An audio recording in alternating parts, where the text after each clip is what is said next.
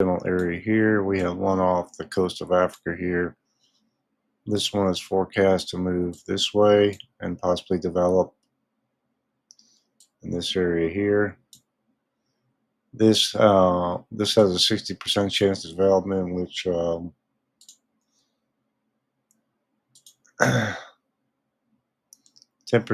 in the next 48 hours, 60% in 7 days. This one, 30% chance of 48 hours and 30% chance of 7 days. This one out here looks pretty impressive right now, given the amount of convection and how far south it is. Let's see if we can see any visible. Hard to really tell what's going on out there, but if the organizational trend continues on that system, it may develop sooner than we think.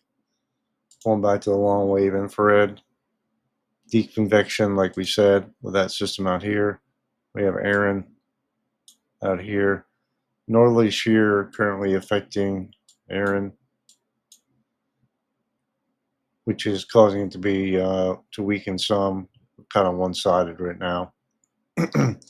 So when we look at Erin, latest advisory as of 2 a.m. There's another advisory coming up at 5. I might be able to get that advisory before I finish this. I hope so. It's 4 a.m. in the morning here.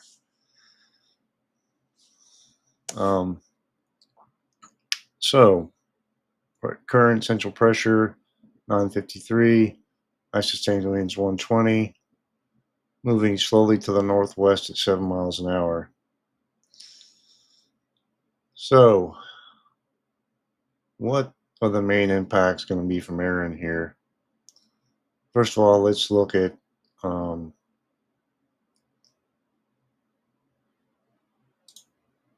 what the how the track has changed over 4 runs, and this is only the latest run is 12Z Monday, which wish I had more data here, but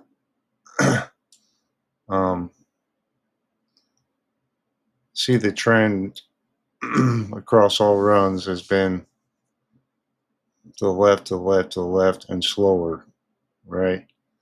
4 runs, and then all runs initialized or to the left, and you see the distance between the first dot out here, which is 5 days ago, and today 790 kilometers, about 400 miles spread between the first model run and to the left here. So the system has kind of defied the models here and kept our models didn't handle it too well as far as its final track.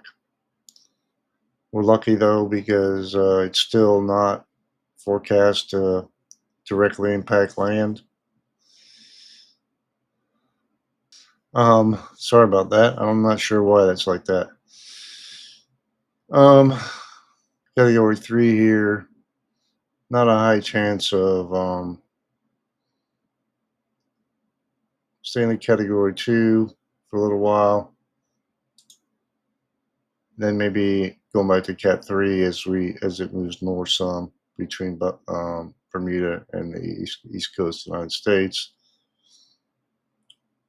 So as far as intensity goes, not much of a chance it's going to intensify really a lot, because even though wind shear is going to be marginal, it's going to only increase as it moves northward.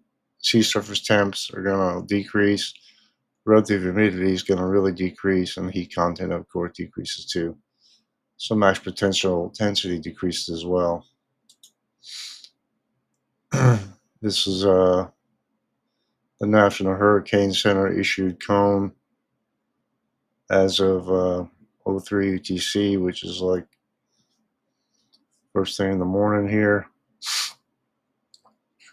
120, 125 mile an hour hurricane. You can see where it ends up here. So going back to the impacts,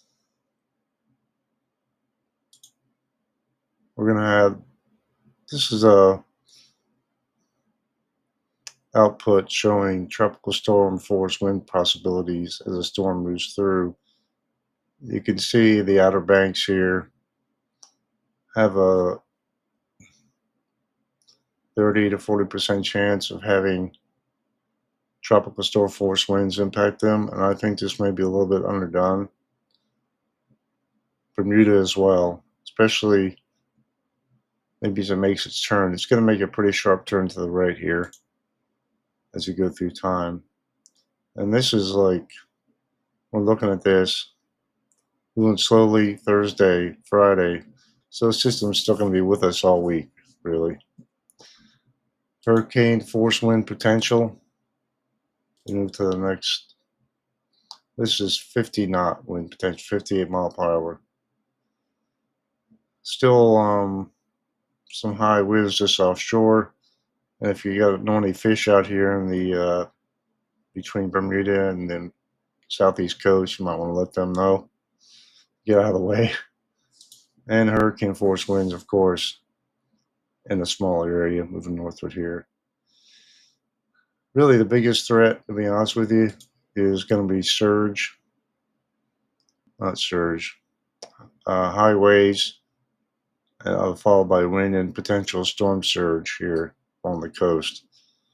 You can see along the path of the storm, we have hurricane warnings, tropical storm warnings, tropical storm watch along the coast, storm surge watch along the coast, small craft advisories all up and down the eastern seaboard, in addition to rip current statements, small craft advisory, high surf advisory. We look at this text bulletin.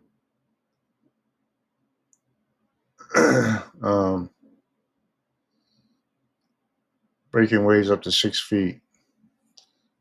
So, it's only going to get worse as the storm gets closer. We have high surf advisories along the southern facing beaches, along the mid-Atlantic coast, into the bay here, and all along the Florida coast. High surf advisory, small craft advisory, rip current statement. So really, the wave impacts, lowland flooding, water inundation, and possible storm surge as well. Now, how big will the storm surge be? Even if you have a little bit of storm surge on top of 10-foot waves in your low-lying area, and from what I heard, this area here along the Outer Banks is they've been evacuated. So probably an abundance of caution, but it's better safe than sorry. Again, National Hurricane Center advisory, 120 mile per hour hurricane with the northwest at 7 miles per hour. So what is the latest American ensemble model show as far as track goes? Pretty tightly clustered here. Initialization. Still some members want to be further to the left, which none really further to the right, which concerns me, frankly. Unfortunately, this is Thursday, it's 2 days out. Hopefully, we'll have a little more clarity as it moves to the north here. When it finally makes its turn, it starts to accelerate. This is a different different panel. Excuse me, my brain is fried this morning already. 850 millibar vortex, 500 millibar, like mid-level flow here, showing high pressure, still steering Erin. And it wants to hold on. See this finger high pressure right here? And it finally gives way. And the upper level westerlies take Erin finally out to sea. Pretty sharp turn. Looks like no impacts to, as far as direct impacts to the coastline up here. This is just a good depiction showing the upper level flow and how it's going to impact Erin's path here. Rainfall, predict the rainfall along its path. She's to the left again. Getting very close to the coast now. Previous run was further away, further away, further away. Showing more likely having some more rainfall impacts right along the coast here. Bermuda may get some rain too, but anyway, that's possibly 2 or 3 inches of rain as it moves past. The European model wanted to show you the significant wave height and direction of combined wind waves and swells. The arrows represent the movement of the waves and swells, and the different colors represent the wave heights. Still relatively small, but giving larger radius on the winds spreading out, waves spreading out, waves up to 20, 30 feet or higher, impacting the coastline along the Outer Banks and along the Mid-Atlantic coast as well. You see how they change direction as it moves past. But as this storm lumbers to the north and it moves slowly, it sends out the radius maximum winds is larger, and it sends out these waves continuously, and they radiate out towards the coast, and they're likely already seeing the impact. So this just illustrates how wide-ranging the wind impacts are going to be. Not necessarily direct with wind, but just a result of wind with waves and swells. What's impacting air right now is some shear, right? So from the west here, northwest, northerly, and that's what's keeping it at bay right now. The shear is forecast to change here as this low, as it shifts to the north here, as this low, upper level low moves away, more in the direction of where Erin's moving, the flow is, right? So you have flow going out, divergence going out from the system. You see the trough up here just off the coast here. Narrow ridging to its north.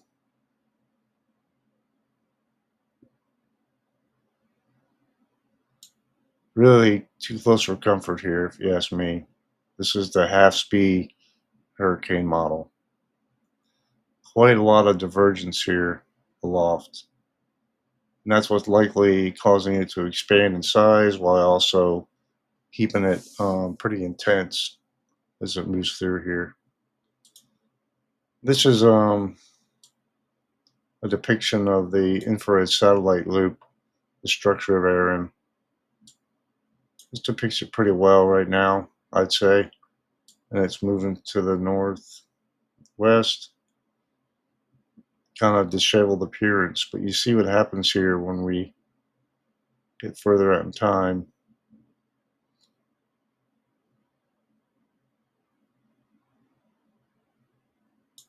See if we have more recent runs. there are going to be some rainfall impacts along the coast here. It looks like there may be a little bit of dry slot that it is modeling here, but this illustrates the wide-ranging impacts, especially on the right side. And that's not unusual. Looks like some maybe dry air is getting entrained into the system here. Anyway, you see here it's forecast to, when it moves to the north, looks like it'll become more symmetrical again as it moves northward here. One thing that could be impacting the storm too is sea surface temps along its path are cooling significantly because it's moving so slowly, and upwelling can cause temperatures to lower along its path, and you see to here right past where it went past below 26°C, which is below nominal temperatures for hurricanes to maintain themselves, or storms in general. So once it speeds up again, it'll leave upwelling in its path, but it likely won't be impacted as much as it is now. I think that because of its large size already, it's being impacted a little bit by the colder temps, sea surface temps, as far as intensity goes. It's starting to move a little more now, so chances are that won't be as much of a big deal anymore, as big of an impact. So again, to reiterate, biggest threats from Erin are impacts to the coastline here: rip currents, high waves, surf, and possibility of tropical storm force winds as it moves past. Its wind field is going to be extremely large, so be mindful of that. Don't plan on going out to Outer Banks at all this week or even this weekend. It's gonna be a mess out there, and they probably won't let you out there anyway. Yeah, NDR, Intertropical Convergence Zone, this area here, Intertropical Convergence Zone. Excuse me. And we have this disturbance off the coast of Africa. Let's see if we can see the visible satellite loop yet. Global sectors move off the coast here. Huge blowup of convection over top of this disturbance right now, so we'll see if this continues today or not. If it does, they may end up tracking this National Hurricane Center. It moves past the Cabo Verde Islands here. Zooming out a little bit here. Long wave infrared. There, the storms again. Upper level water vapor loop. There's an upper level low, looks like, to this disturbance's northwest, which may be enhancing its convection right now.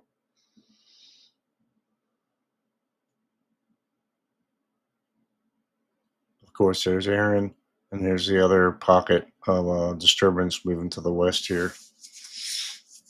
So, what do the models show about these disturbances developing? Well, the latest weather labs, of course, we have Erin initialized today, 6, the 2 disturbances. Once maybe develop a tropical depression off the coast here, off out here in the tropical Atlantic, moving north of the Lesser Antilles, and maybe developing a tropical storm off the coast here, the East Coast.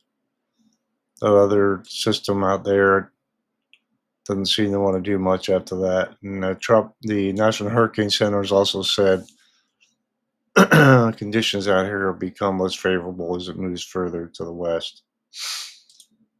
What are the American Model Ensemble show, but we have Erin off the coast here, and you can see the models are still a little bit inconsistent as far as the spread goes. Some members want to go to the left, some, and none really close to Bermuda anymore. Excuse me. Anyway, disturbance out. Initialize today. See that disturbance out here and off the coast. Really doesn't depict it that well off the coast there.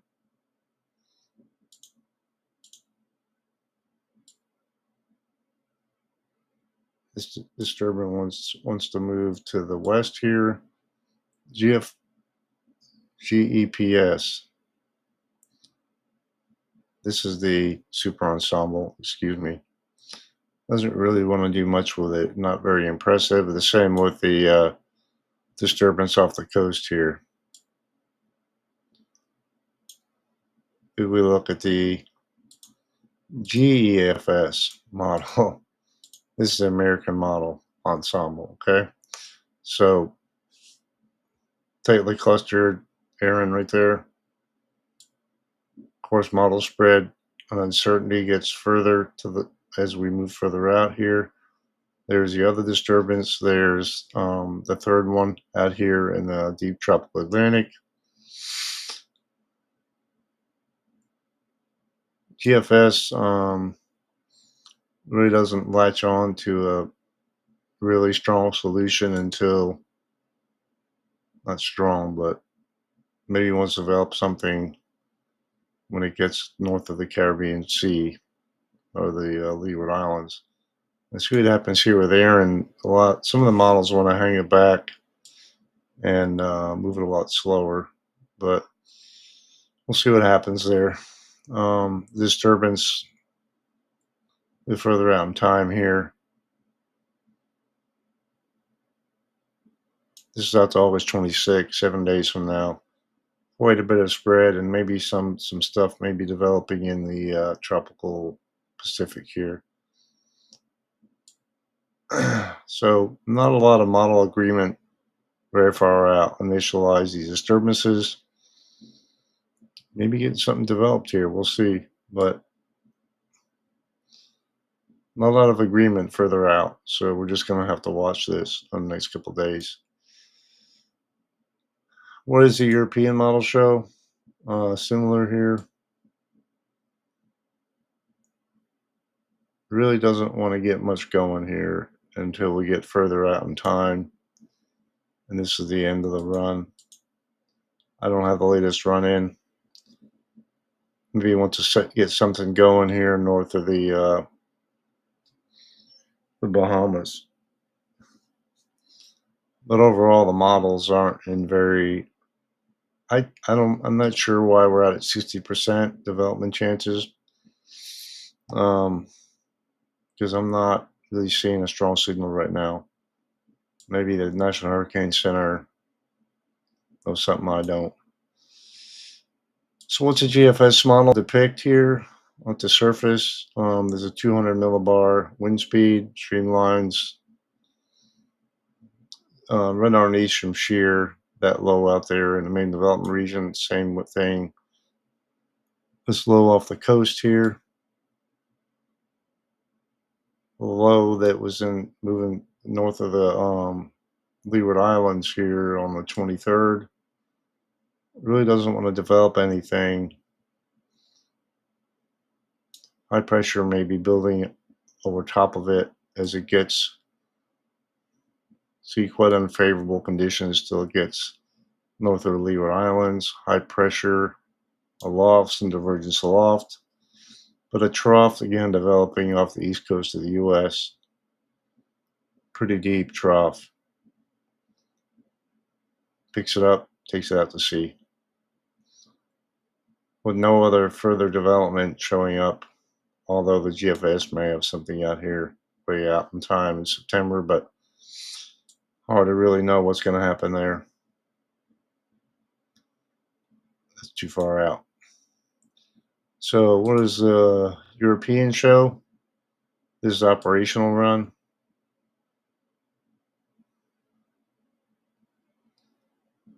at the surface.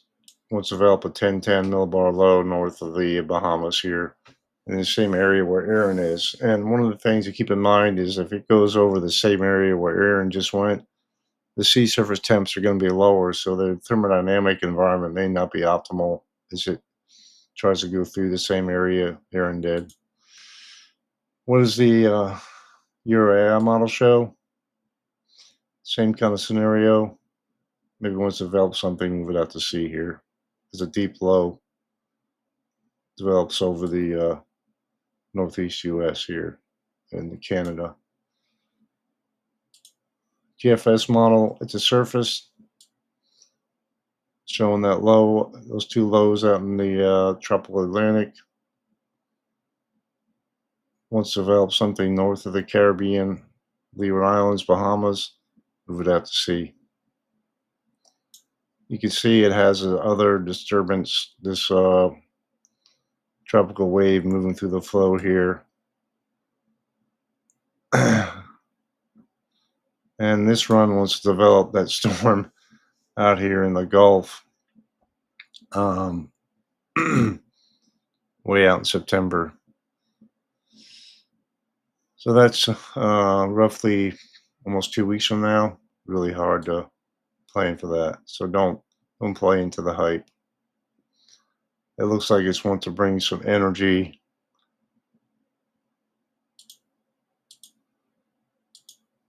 Let's look here.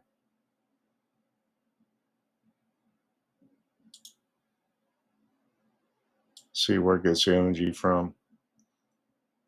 Wants to get some vorticity as it comes off the, looks like it comes off the South America. Wants to get some vorticity going and really blows up towards the end of the period. So the GFS has a tendency to do that, so I wouldn't put a lot of stock in that. Canadian model out in the deep tropics. You got Erin moving through the flow. Not showing a lot of development at all, really. Pretty much nothing. What's the icon show? I got some props out to the icon. It's been depicting a westward path for Erin for quite a few days, more westward than most models, and it seems to be right on par here. So the icon takes that wave, moves it north of the Leeward Islands. Really doesn't want to get anything going here. So all in all, not too bullish on future development at this point. The models seem not overly aggressive right now on this disturbance moving the same area that Erin did. So this bears watching. We want to see if this actually develops. If it does, then we can track it. And hopefully it'll just stay out to sea like Erin, whatever it is. And as we know, the tropics are the most active time right now. So, we shouldn't be surprised when we have storms developing like this. So just be prepared. Have a great day and talk to you later.